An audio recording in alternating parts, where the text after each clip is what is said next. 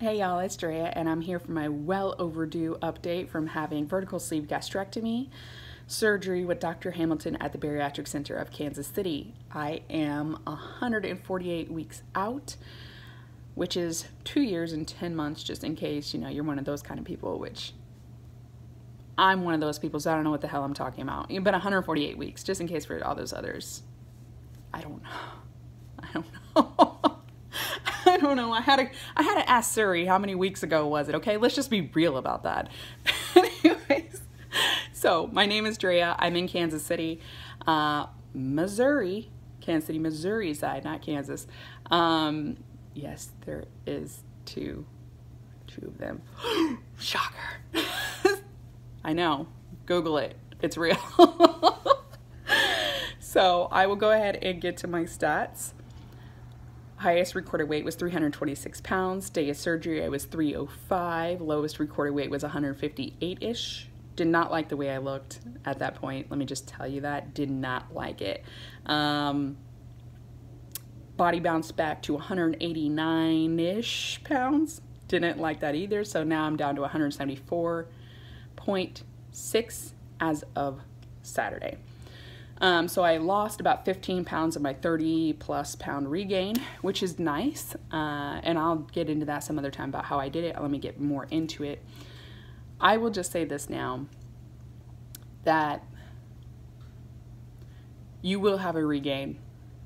You may not have it at the same time I did, which I started having a regain about 2 years post-op. Right about 2 years, I started regaining.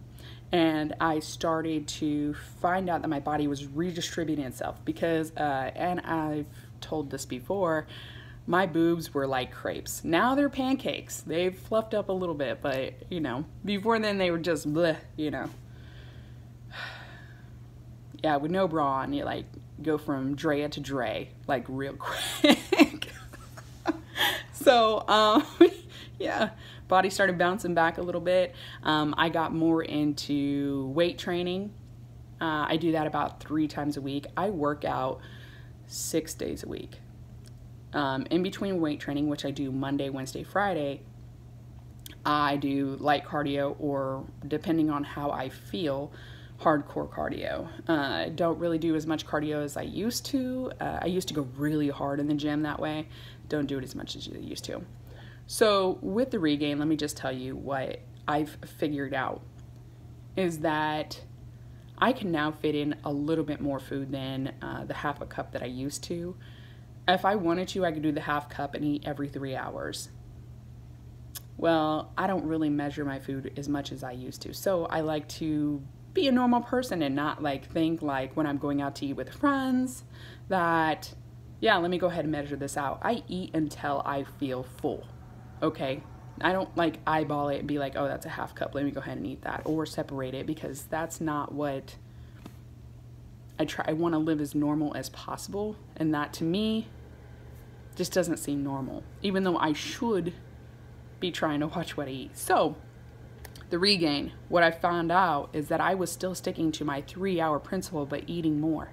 So now that I can fit more, I was eating more mass, quantities, more often, instead of eating little bitty quantities more often. So what I need to do is I need to take a step back. How I decided to do that was to go ahead and looked up intermittent fasting, which is pretty much putting my body in a fasting state for 12 to 16 hours, depending on the day. For women, it's a little bit different, and you need to look into this if you're willing to do this. As you all know, I still compare that with doing low carb. I really don't have so much of a cheat day anymore because of the intermittent fasting, but I don't go crazy either and eat whatever the hell I want in the time that I have my eating period, I guess you'd say. So I fast for 12 to 13 hours on my weight training days, and I fast for 16 hours on my cardio days, which if you do the fasting for women, it's different. And I will say that, and what my research is, whenever I'm looking it up, it's basically said it needs to be different because of your hormones.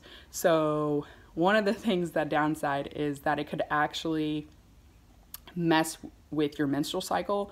And which, by the way, let's just talk about that. Like, I'd be okay with that going away. I'd be like, oh, blessing. Anyways, besides that, TMI. Also, it messes with your sexual appetite, which, no thanks. I'd rather not mess around with that. So what I do is on my weight training days, which is Monday, Wednesday, Friday, I go ahead and fast for 12 hours. So I will eat from 5 a.m. to 5 p.m. I stop every night at 5 p.m. typically 5 to 5:30. If I do extend that because we have a family function, then what I'll do is I'll extend it in the morning as my fasting as well. So then on my days that I do my cardio, which me working out 6 days a week means I'm doing cardio Tuesday, Thursday, Saturday, I will fast for 16 hours. I will still do cardio in the morning. It's very light cardio typically. Saturday I push it pretty hard. I'll do like an hour workout versus 30 minutes or something like that. And basically I'm going to the gym. Planet Fitness, if you follow me on Instagram, which is Drea VSG, I plug.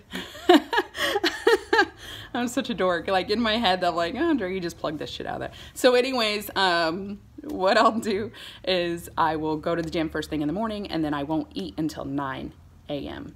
If I stopped at 5:30, be 9:30, so on, so on, so on. Typically, I like to stop around 5:30, and then I normally am in bed. I'd be lucky if I make it past 7:30, but there's some days I make it at 9 on a Friday night. Come on, partying it up. So I do the intermittent fasting, and that's what I figured out that works for me. Because like I said, I'm eating more. So I can eat the same amount of food I'm eating, just give myself less time to eat it. Because normally what I was doing is I was waking up at 5, I was eating at 5, and then I wouldn't stop until, I don't know, 7, 8 o'clock. And I would always justify it by saying, well, you're only eating this much. It's not that bad. Well, yeah, if you eat this much multiple times a day, it's going to add up. And then what happened is I was eating this much multiple times a day. So this much became this much, and it's just going to keep going. So anyways, I decided to go ahead and do that and play with it. And so far, so good. It's been great. I've been getting in about a gallon of water a day. Trying to anyways. There's probably a couple times a week that I don't. Slacker. And that's what's been going on. I mean, really, it's been great. Like I said, besides that, the Mindfuck, which totally sucked. Totally sucked. It's not fun, but it's something we all need to go through. Like, whenever you get this surgery, what's going to happen is that little security blanket, all those feelings you were trying to bury down deep inside you with food, you can't do that anymore. So what did I naturally turn to? Alcohol. And I will tell you that this now, I'm just going to put it out there. It wasn't like I was going crazy and drinking every single day. Did I want to drink every day? Yeah, but I didn't, because I was like, I'm justifying it by saying you're not an alcoholic because you're not drinking every day. But when I did drink, ooh, I drank. And you feel it faster. And then sometimes you get to a point where you also black out, or you think of things that you've said or did and stuff like that. And it's one of these things where it's like you think about it and you're like, holy hell, like I cannot believe I did that, and who the hell am I? You know, finally you get past that. There's times, just like when you lose your hair, women, as you know, whenever you get the surgery, you lose your hair. It gets pretty bad, but it grows back. Same thing with the Mindfuck. It will go away. You just have to address it and realize what you're doing is destructive. Sometimes you got to hit rock bottom. So I feel like that's what happened with me, and now I'm building myself up. And honestly, it's one of those things that I'm glad I went through, but on the other hand, it's kind of hard. It's hard. It's very hard. You just have to sit with yourself and come to realization that you were fucked up. You did things, like I figured out that I did things because I thought I didn't deserve something better.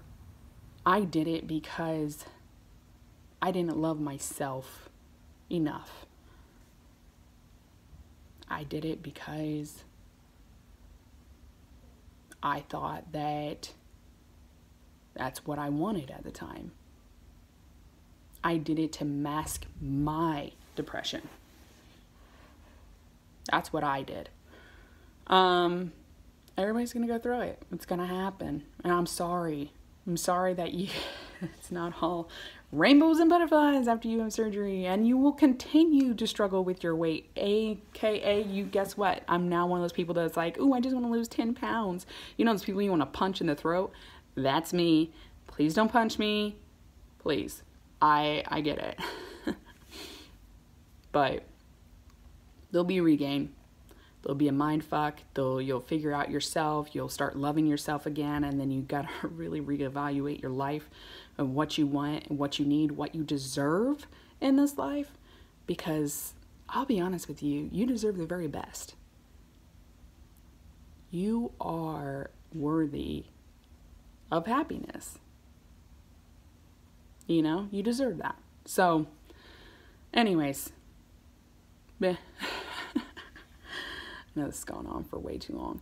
I'm hoping I have more to talk about a little bit later. Maybe I'll get more into intermittent fasting. I will leave a link in the bio below, just so that you can get a better feel for it if you're interested in doing it. It's something that it's not really, it's a lifestyle. It's not a diet per se, because actually, I hate the word diet. I really hate doing it. Every time I say this is my diet, everybody thinks it's negative. It's not. It's a way of eating, a way of living.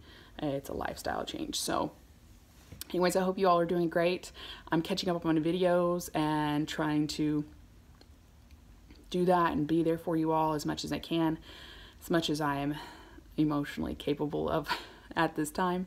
But I love you guys. Thanks so much for keeping up with me, and I appreciate you all for your support and love and kind words. Please, kind words. All right, talk to you later. Bye.